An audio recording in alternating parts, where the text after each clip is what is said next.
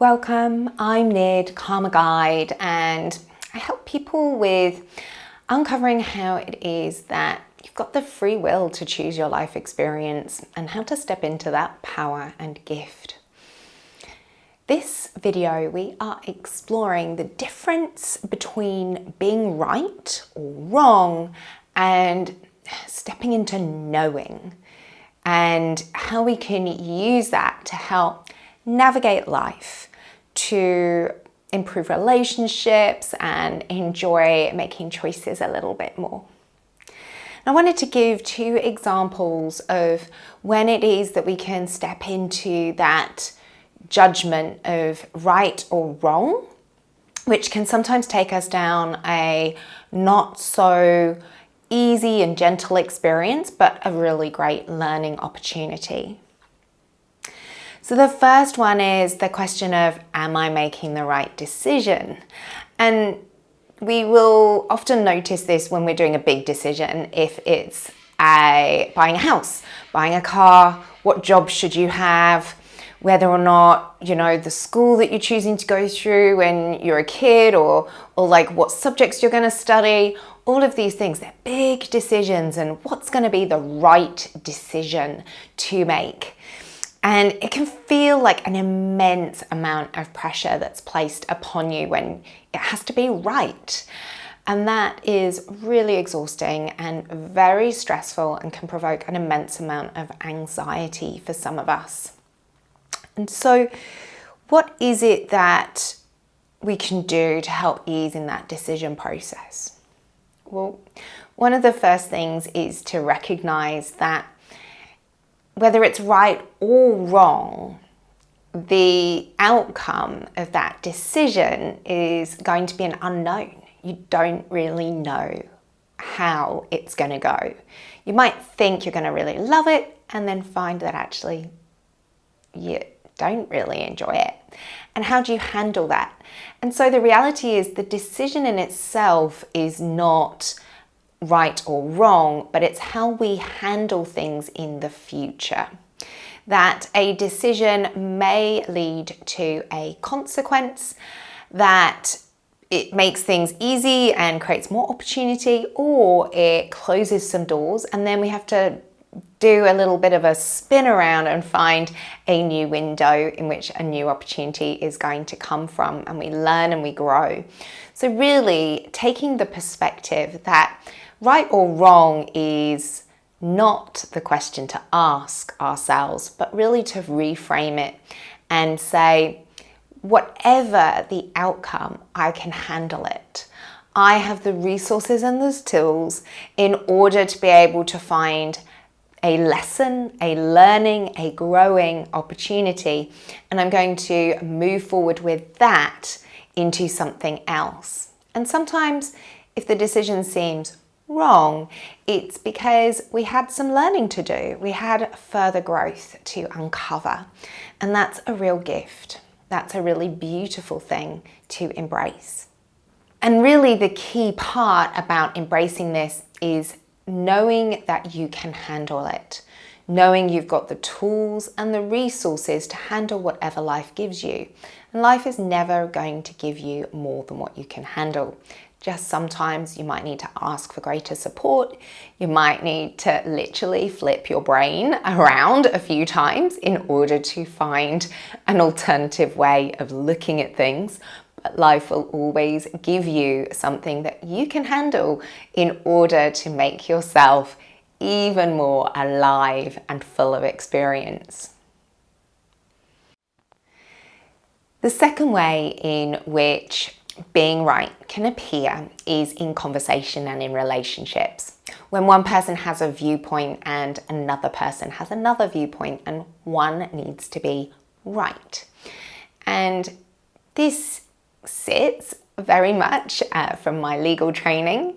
There's a viewpoint and one has to be judged fairly to be the outcome of a decision. Now, this adversarial approach really undermines alternative perspectives and ways of looking at things. And actually, the key part of being a lawyer, at least to me, is the ability to see things from many viewpoints, to be able to argue from every angle. And that's why we often don't trust lawyers, because they have this ability to shift and move the perspective of what might be deemed right. And that kind of sometimes makes us feel like we can't trust someone because they've got lots of different perspectives. But the reality is that each person has their own unique perspective.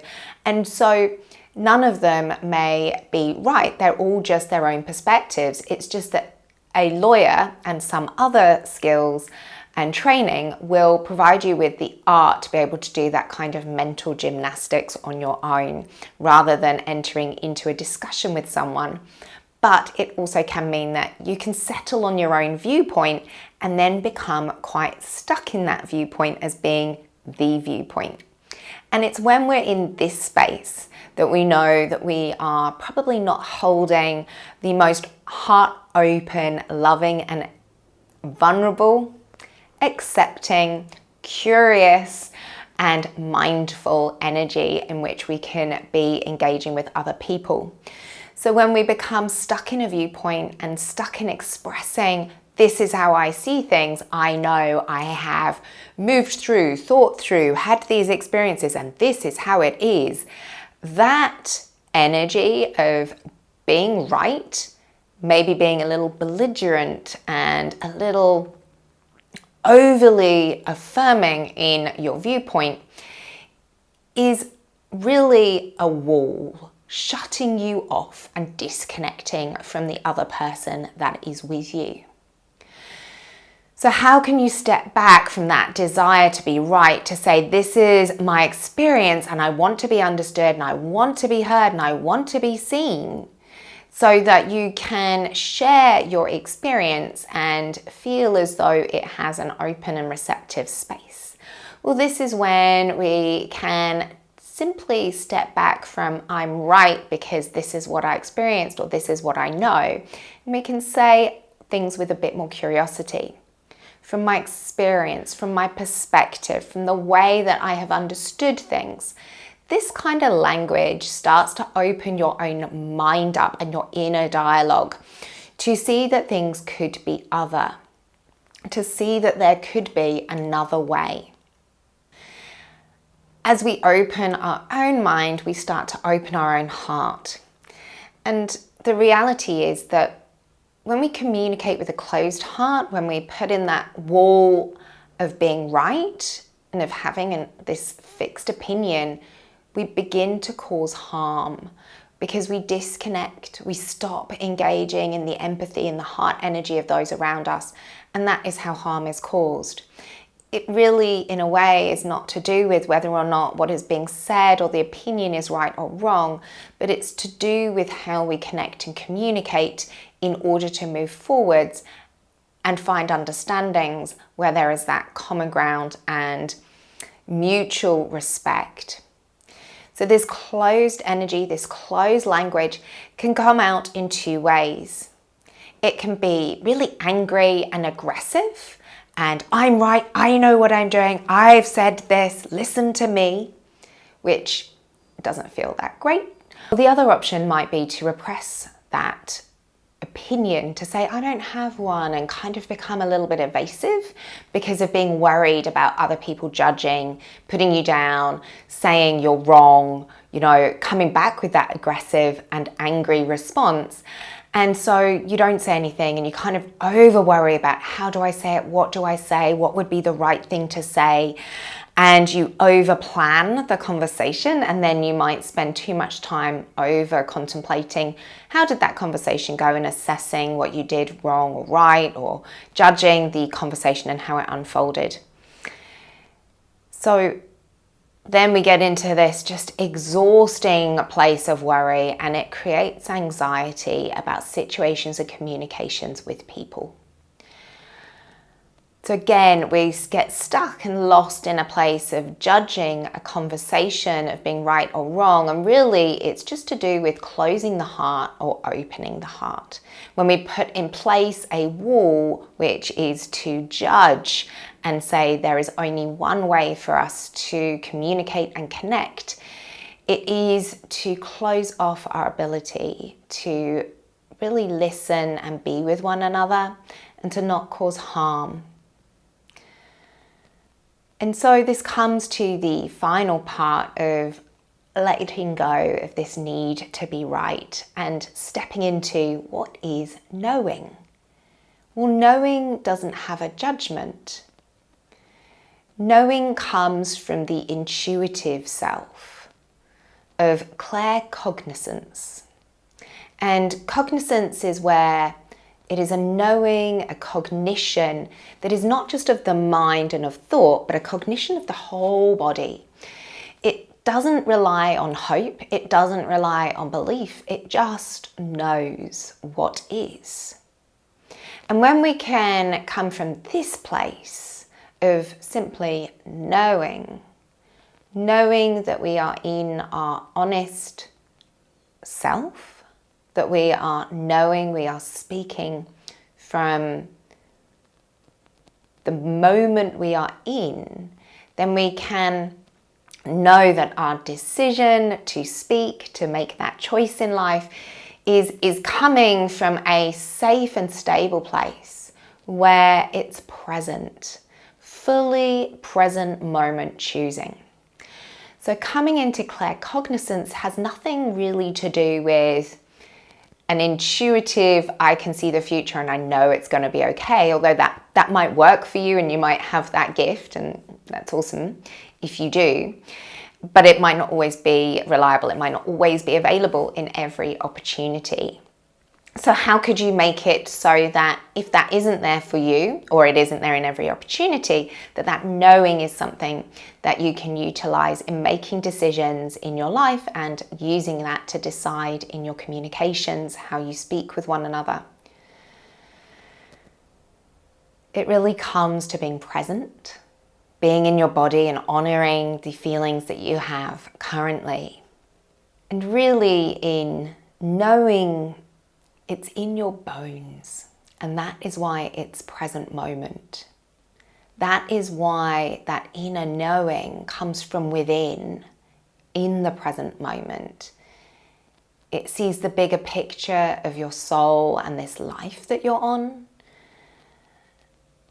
And in the present moment, it honors what you're not sure about and says, based on this feeling and the knowledge and awareness, I know that X would be a good decision or Y would be a worse decision. And if you're in the present moment and you're saying, but I just don't know, like I just can't decide, then the present moment is saying, don't decide, leave it. Don't have an opinion, don't land on something. And if everyone's saying now is the time, this is the moment to make a decision, own it and just say, I don't know, I don't have it. And see if you can allow the knowing to leave a space for something else to flow in and provide an answer.